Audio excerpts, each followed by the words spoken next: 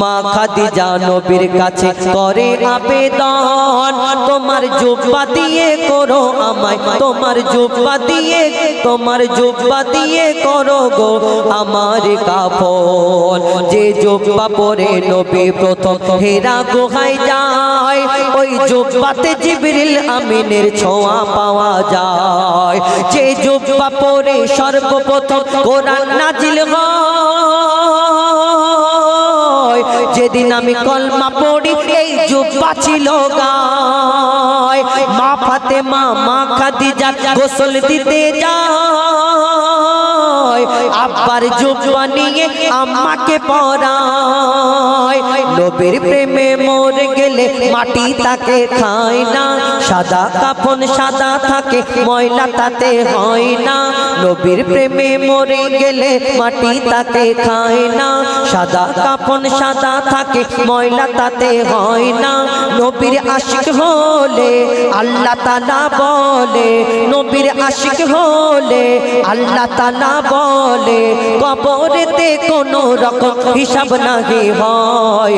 মা খাদিজার এই ঘটনা প্রমাণ দিয়ে যায়, মা খাদিজার এই ঘটনা প্রমাণ দিয়ে যায়, মা খাদিজার এই ঘটনা প্রমাণ দিয়ে যায়। আমার নবী আল আরাবী আরশ পাকের আয়না, দয়ার নবী মায়ার নবী জোড়া পাওয়া যায় না। এবার সেই শেষ গজল কবি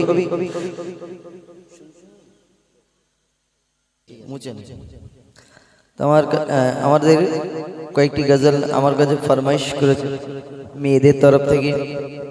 নারী জগতের জান রে, নারী আধা ইমান রে, এবং তুমি আদি কমিটির তরফ থেকে তুমি আদি তুমি অন্ত, এবং শুনছি সবার মুখেতে আসবে নবী দুনিয়াতে, এবং গোবিন্দপুর আমরা সবাই কয়েকটি গজল পরিবেশন করে শোনাবো।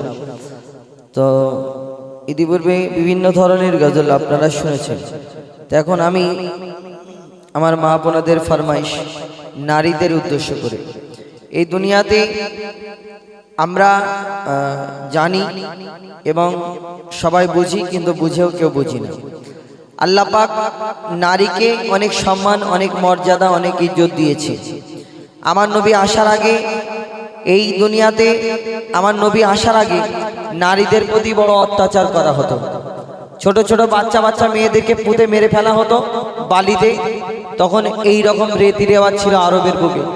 কেন মারা হতো আমরা কোনোদিন ভাবি না। মারা হতো এই কারণে যে তখন একটা পুরুষ একটা বেটা ছেলে অনেক মহিলা মানে অনেক নারীদের সঙ্গে বিয়ে শাদী করতে পারতো, ওই দাসী করে রাখতো। এবং কোনো বাপ যদি সে সম্মানী ব্যক্তি হয় চাইবে আমার মেয়ে অন্যজনের দাসী হয়ে থাকবে না, তাহলে নিজের সম্মানটা চলে যাবে। উনি অন্যজনের মেয়েদের মানে অন্য মহিলাদেরকে দাসী করে রাখবে, কিন্তু ওনার মেয়ে কেন সম্মান একটা চলে যাবে। তাহলে কি হবে, ছোটবেলায় বাচ্চাদেরকে পুঁতে মেরে ফেলা হতো, বিভিন্ন ধরনের কৌশল করে মেরে ফেলা হতো, মহিলাদেরকে সম্মান দেওয়া হতো না। কোনো মেয়ের স্বামী মারা গেলে তাকেও জ্বলন্ত চিতায় তাকে পুড়িয়ে মেরে ফেলা হতো শ্বশুর বাড়ির লোকজন। কিন্তু নারীদেরকে অত্যাচার করা হতো। আর সেই সম্পর্কে এই নারীদের উদ্দেশ্য করে এখন আমরা অনেক মানুষ এই দুনিয়াতে আছি, আমরা এই নারীদের প্রতি অত্যাচার করি, মারধর করি। কিন্তু বিনা অন্যায় তুমি যদি মারধর করো, আল্লাহর ক্যামেরা চারিদিকে চালু আছে। একটা সামান্য কেউ চুরি করছে, ক্যামেরায় ধরা পড়ে যাচ্ছে, কিন্তু কাল কিয়ামতের ময়দানে সবাই যাররা যাররা হিসাব হবে। তুমি পাপ করছো, আমি হুজাইফা, আমি যদি পাপ করি আল্লাহ আমাকে ছেড়ে দেবে না, আমার হিসাব সেখানে তোলা হবে। এবং যে যেমন ভাবে পাপ করবে তাকে সেইভাবে এই দুনিয়াতে এই নারীদের কি সম্মান কি ইজ্জত আমার নবী আসার পরে সেই সম্পর্কে লিখছে। দেখুন, নারী জগতের জান রে, নারী আধা ঈমান রে, নারী জগতের জান রে, নারী আধা ঈমান রে, বলে গেছেন মোর দয়ার নবীজি করো নারীর সম্মান রে, বলে গেছেন মোর দয়ার নবীজি করো নারীর সম্মান রে। নারী জগতের জান রে, নারী আধা ঈমান রে, বলে গেছেন গেছেন মোর দয়ার নবীজি করো নারীর সম্মান রে, বলে গেছেন মোর দয়ার নবীজি করো নারীর সম্মান রে, নারী জগতের জান রে। নারীকে কেউ কখনো নিজের গোলাম ভেবো না, নারীকে কেউ কখনো নিজের গোলাম ভেবো না। কেন? নারী ছাড়া এই দুনিয়ায় কেউ আসতে পারে না, নারী ছাড়া এই দুনিয়ায় কেউ আসতে পারে না। নারী যদি হয় মূর্খ পিছিয়ে যাবে সমাজ, পুরুষের উন্নতিতে থাকে গো নারীদের হাত, পুরুষের উন্নতিতে থাকে গো নারীদের হাত। বলে রাব্বানা সুখ পাবে না, বলে রাব্বানা সুখ পাবে না, করলে নারীর অপমান রে, নারী জগতের জান রে, নারী আধা ঈমান রে, বলে গেছেন মোর দয়ার নবীজি করো নারীর সম্মান রে, বলে গেছেন মোর দয়ার নবীজি করো নারীর সম্মান রে, নারী জগতের জান রে। এই দুনিয়াতে আমাদের বিশেষ করে মুসলিম সমাজে এই দুনিয়াতে অন্যান্য ধর্ম আছে, তাদের কি হয় কি হবে আমাদের দেখে কাজ নেই, কিন্তু আমরা মুসলমান ঘরেতে এই দুনিয়াতে আমার নবীর রীতি নীতি এই দুনিয়াতে যা বলে গেছে আমরা যদি সেই মতে চলি আমাদের এই দুনিয়াতে কষ্ট আসবে। দুনিয়াতে আমরা এই বিয়ে শাদীর প্রতি নারীর প্রতি অত্যাচার করা হয়, বিয়ে শাদীর পরে অনেক সময় কি বলে যে বিয়ে শাদী হলো অন্য ওই বৌমা এলো আর ঘরে ঝামেলা শুরু হয়ে গেল। কিন্তু আর আমাদের ঘরের মেয়েদের যখন বিয়ে হয় শ্বশুর বাড়ি গিয়ে যদি কষ্ট পায় না, বাপের মনটা কাঁদে, মায়ের মনটা সবসময় কাঁদতে থাকে আমার মেয়েটা কার বাড়িতে গিয়ে পড়লো, কতই না কষ্ট হয়। আমি ভাই আমার মনেতে কষ্ট হবে, আমার বোনটাকে এত কষ্ট করে এত কিছু করে লালন পালন করে মানুষ করলাম, এত খরচ করলাম ওর পিছনে, কিন্তু আজকে শ্বশুর বাড়ি গিয়ে এর কথা শুনছে, ওর মার খাচ্ছে। তুমি চিন্তা করা, এই দুনিয়াতে আমাদের চিন্তা করা দরকার। আজকে আমার বোন, আমার মেয়ে, আমার সন্তান, আমার পিসি এই দুনিয়াতে যখন অন্য জনের বাড়িতে গিয়ে কষ্ট পায় আমাদের মনটা ছটফট করে, মা বাপের মনটা কাঁদে। তাহলে তোমার ঘরে যদি কোনো মেয়ে এই দুনিয়াতে জ্বালা যন্ত্রণা দাও তুমি কারোর পরের মেয়েকে, তারও আব্বা মা এই দুনিয়াতে ভাই বোন সবকিছু আছে, তাদেরও মনটা কাঁদে। কোনোদিন ভাবো না? কবি ছন্দের মাধ্যমে আরো কি লিখছে দেখো, আমার ঘরের মেয়ে যদি শ্বশুর বাড়ি কষ্ট পায়, মা বাপের মনটা কাঁদে আর বুকটা ফেটে যায়, মা বাপের মনটা কাঁদে আর বুকটা ফেটে যায়। পরের মেয়েকে আমরা দি জ্বালা যন্ত্রণা, নিজের অন্যায় চেপে রেখে বলি বৌমা ভালো না, নিজের অন্যায় চেপে রেখে বলি বৌমা ভালো না। যারা পরের ভেবে কষ্ট দেবে, যারা পরের ভেবে কষ্ট দেবে, তারা নয় ভালো ইনসান রে, নারী জগতের জান রে, নারী আধা ঈমান রে, বলে গেছেন মোর দয়ার নবীজি করো নারীর সম্মান রে। শেষ কথা, এই দুনিয়াতে আমরা ইনসান, আমরা মানুষ, আমরা জানি আমার মা বাপের পায়ের তলায় এই সন্তানের জান্নাত। মা বাপকে তুমি যদি খেদমত করো, মা বাপকে রাজি করো, আল্লাহর দরবারে এই মা বাপের দোয়ায় তোমার জান্নাতের রাস্তা সঠিক হয়ে যাবে, জান্নাতের রাস্তা সোজা হয়ে যাবে। আর এই বাপ মা হলো তোমার জান্নাতে, বাপ মা হলো জাহান্নাম। তুমি যদি কষ্ট দাও আল্লাহ তোমাকে জাহান্নামের রাস্তাটা সোজা করে দেবে, এটা আমরা সবাই জানি। কিন্তু আমি পুরুষ, আমি বেটা ছেলে, আমি হুজাইফা, আমার মা যতদিন বেঁচে থাকবে আমি যদি তার খেদমত খেদমত করে করে মাকে রাজি করতে পারি, মা দোয়া করে আমার জন্য, এই দুনিয়াতে জান্নাতের রাস্তা সোজা হয়ে যাবে। কিন্তু একটা নারী কতদিন? আমি সারা জীবন করতে পারবো, আমার মা যতদিন বেঁচে থাকবে, কিন্তু একটা নারী কতদিন করতে পারবে? 16 বছর, 17 বছর, 18 বছর, 20 বছর, তারপর বিয়ে হয়ে যাবে। তার জন্য কি অফার নেই? আল্লাহ সব রাস্তা সোজা রেখেছে। আল্লাহ বান্দাদেরকে, একটা মা সন্তানকে যতটা ভালোবাসে 70 গুণ বেশি আল্লাহ সেই বান্দাদের ভালোবাসে, বান্দা বান্দিকে। আল্লাহ এদের জন্য সকলের রাস্তা সোজা করে রেখেছে। আমি হুজাইফা, আমি পুরুষ বেটা ছেলে, আমার মায়ের খেদমত করতে পারবো, কিন্তু যেই নারীটার বিয়ে হয়ে যাবে তার জন্য বিকল্প রাস্তা আছে। এই দুনিয়াতে তোমার স্বামী বিয়ের পরে তোমার স্বামীকে ওই রকম রাজি খুশি করো, তুমি স্বামীর খেদমত করো, স্বামীকে তুমি উচ্চ স্বরে কথা বলো। এই দুনিয়াতে তুমি ওই স্বামীর খেদমত করলে স্বামী তোমার জান্নাত, স্বামী তোমার জাহান্নাম হয়ে দাঁড়াবে। কেন? এই স্বামীকে তুমি যদি খেদমত করে রাজি করতে পারো, স্বামী যদি তোমার জন্য দোয়া করে, এই দুনিয়া কাল কিয়ামতের ময়দানে তোমাকে এই স্বামীর জন্য জান্নাতে দেওয়া হবে। তাহলে মায়ের খেদমত করতে পারো না তো কি হয়েছে? তোমার জন্য স্বামী এই দুনিয়াতে আল্লাহ আর একটা রাস্তা খুলে রেখেছে। কিন্তু এখন ডিজিটাল যুগ, এখন এই আমরা ইয়ং জেনারেশন বরবাদ হওয়ার পিছনে সব থেকে বড় কারণ হলো ছোট ছোট রিলস ভিডিও। আমরা ইনস্টাগ্রামে, ফেসবুকে এই ওই বেদিনদের যেটা তাদের কৌশল, ইহুদিদের কৌশল, যে কেমন করে শুরু থেকে আমাদের মুসলমানদের ভিতরে কিছু কিছু জিনিস ঢুকিয়ে দেবে, এতে আমাদের ঈমান চলে যাবে। এই ছোট ছোট রিলস ভিডিও দেখে নারীর ক্ষমতা, নারীর অধিকার, নারীর এই নারীর ওই, আমরা এই করে করে করে করে ভিতরে কালো করে ফেলছি। আগেকারের স্বামীরা যদি বাইরে থেকে কাজ করে আসতো, তাকে গামছা দেওয়া হতো, সামনে পানির ওই মগ দেওয়া হতো, হাওয়া করতো। এখন ডিজিটাল যুগ, ওই রিলস দেখে দেখে আমরা পুক্ত হয়ে যাচ্ছি, মানে আমরা ডিজিটাল আর চেঞ্জ হয়ে যাচ্ছি। তাহলে কি হবে? আমাদের স্বামীরা যদি কোথাও যাওয়ার সময় বা কোনো জায়গা থেকে এসে বলে, হ্যাঁ গো এই জিনিসটা দেখা পাইনি, কোথায় গেল? তুমি জোরে জোরে কথা বলে, কেন? তোমার হাত নেই, তোমার চোখ নেই, দেখা পাও না? পাটা কি খোড়া হয়ে গেছে? একটুখানি চলে চলে গিয়ে ওইটা নিলে তোমার কি কষ্ট হয়? বলো নারী, কোনো কষ্ট নেই। যখন যাবে ভিতরে, যখন পড়বে, তখন মনে করবে, হ্যাঁ আল্লাহকে আমাকে একবার সুযোগ দাও, আমার স্বামীর পায়ে ধরে পড়ে থাকবো। যখন যাবে ভিতরে বুঝতে পারবে, তুমি চেঁচাও স্বামীকে ওই পরেদের জাল ফেলাতে, সেই জালেতে তুমি পড়ে এই দুনিয়াতে তুমি নিজেকে মডেল, এই দুনিয়াতে তুমি অন্যরকম চিন্তা ভাবনা করো। নারীর অধিকার না, আল্লাহ যতটুকু তোমাকে স্বাধীনতা দিয়েছে তোমাকে ততটুকু থাকতে হবে। ইসলাম শরিয়াতকেও মেনে চলতে হবে।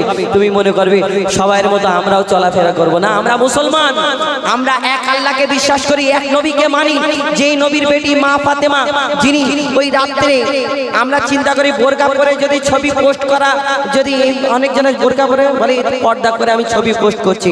মা ফাতেমা যেখান থেকে হেঁটে যেতেন সেখানে প্রথম আমার নবী পা দিতেন, আবার ওইখানে তিনি পা দিতেন, টানার পরে তানার স্বামী হযরতে আলী সেখানে পা দিয়ে পায়ের ছাপ টানা যেন বোঝা যায়, তানারা এই করতেন। আর আপনারা এখানে দুনিয়াতে সমান সমান অধিকার চান। কবি ছন্দের মাধ্যমে আল্লাহ সবকে বুঝদান করুক এই দুনিয়াতে। শেষ কথায় কবির মনের ফারিয়াদ আরো কি লিখছে দেখো, মা বোনেদের কাছে করি আমরা আবেদন, তোমার পিতা আর স্বামী পাবে সম্মান, ভালো হলে তোমার চাল চলন, তোমার পিতা আর স্বামী পাবে সম্মান, ভালো হলে তোমার চাল চলন, যতই থাক না তোমার আমল, যতই হও না পরহেজগার, মঈদুল ইসলাম বলে যায় তোর সব কিছু বেকার, মঈদুল ইসলাম বলে যায় তোর সব কিছু বেকার। কেন? স্বামীর মনে কষ্ট দিলে, স্বামীর মনে কষ্ট দিলে যাবি সোজা জাহান্নাম রে, নারী জগতের জান রে, নারী আধা ঈমান রে, বলে গেছেন মোর দয়াল নবীজি করো নারীর সম্মান রে, বলে গেছেন মোর দয়াল নবীজি করো নারীর সম্মান রে, বলে গেছেন মোর দয়াল নবীজি করো নারীর সম্মান রে। এবার আরেকটি ফরমাইশ শুনছি সবার মুখে দিয়ে আসবে নবী দুনিয়াতে, তারপরে আমরা এই ক্লাবকে নিয়ে ওইদিকে আরে ছবি তোলো তো একটা, ছেড়ে দেবে, নেটে ছেড়ে দেবে, ঠিক আছে? আমাদের ওইদিকে তো নেটে ছাড়া বলে, তোমাদের এখানে কি বলে? আমার হাত দেখাচ্ছে, কালকে তুমি ভাইরাল হয়ে যাবে, ঘোরানো টাকা। আমরা শুনছি সবার মুখেতে। আর এই গোবিন্দপুর আমরা সবাই আটা অন্য কালার হয়ে গেল, ও আটা ঘুরে ভেঙে গেছিল তাই তো, ও ওই কারণে আটা অন্য রং হয়ে গেছে, লাল হয়ে গেছে। ও মানে অন্যজনের আয়নে বসিয়ে দেবে। ঠিক আছে, এই পবিত্র ঈদ উপলক্ষ বিরাট, তাহলে ঠিকই গজল গেয়েছি, ঈদের গজল প্রথমে গেয়েছি। আমি ভাবলাম ঈদের না, ঈদের মেন আমাদের ডেটেই করেছে, ডেট ফাঁকা ছিল না সেই জন্য 18। ও আচ্ছা আচ্ছা, এই 18 বলছি, 27 তারিখ। যাই হোক, দাদাদেরকে অনেক অনেক ধন্যবাদ। কেন সত্যি বলতে আমাদের জন্য অনেক পিছিয়ে দিয়েছে এনারা, যেরকম কষ্ট করেছে, হ্যাঁ, এনার জন্য আমরাও কম্প্রোমাইজ করেছি। হ্যাঁ, কেন আমাদের কি বলবো, বলা ঠিক না, আমাদের অন্য অনুষ্ঠান এইখানে শুধু ভাইদের জন্য বলি না, এক জায়গায় অনুষ্ঠান নিয়েছি আবার অন্য জায়গায়। যাই হোক, আমরা সেই গজল পরিবেশন করে শোনাবো, শুনছি সবার মুখেতে। তারপরে এই ক্লাবকে নিয়ে আমরা কজন গিয়ে তারপরে আমরা আপনাদের কাছ থেকে বিদায় নেব। 3:30 বাজে, আর আপনারা অনেকক্ষণ থেকে বসে আছেন এই গরমেতে, এতক্ষণ যে বসে আছেন একটা না, কি বলবো, আল্লাহ ভালো করুক।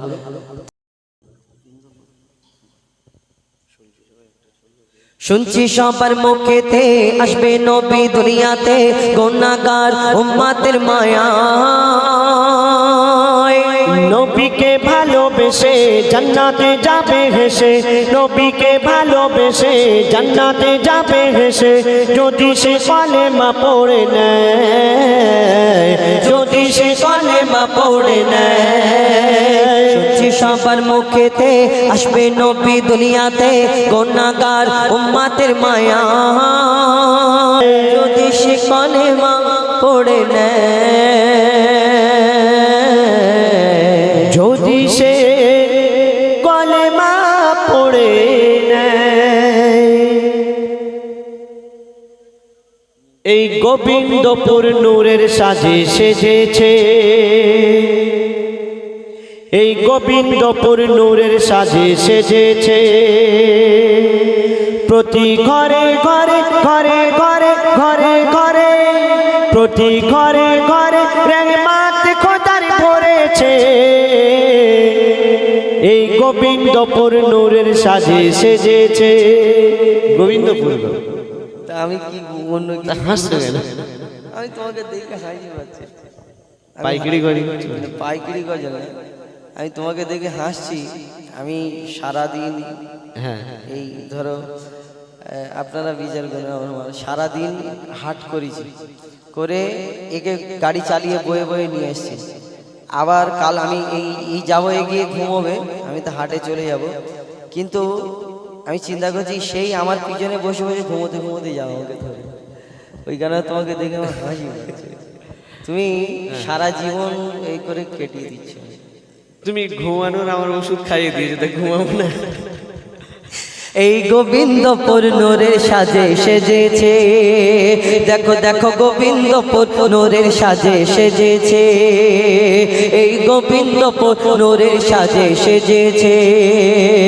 এত সুন্দর অনুষ্ঠান আমরা সবাই পরিচালনা করেছে, এই গোবিন্দপুর নূরের সাজে সেজেছে, দেখো দেখো গোবিন্দপুর নূরের সাজে সেজেছে।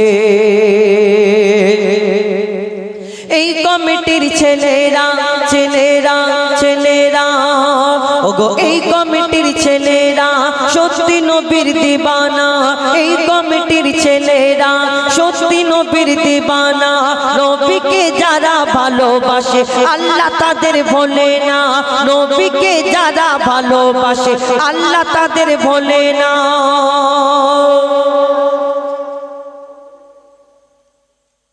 টাকা দেখে বন্ধ হয়ে গেছে, ভয়